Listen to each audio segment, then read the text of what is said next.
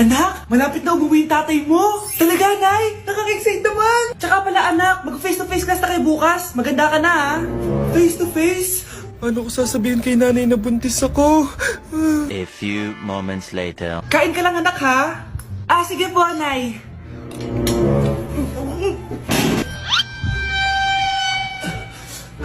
Anak, may sakit ka ba? Wala po, Nay. Buntis ka? Opo, Nay. Kaya di po ako pwede mag-face-to-face. Paano ka mabubuntis? Wala ka naman jowa. Meron po akong jowa, Nay. Tinago ko po sa inyo. Okay lang yan, anak. Tanggap pa rin kita. Darling, nandito na ako. Andito na pala tatay mo. Darling, eto na pala yung anak natin. Hi, Tay.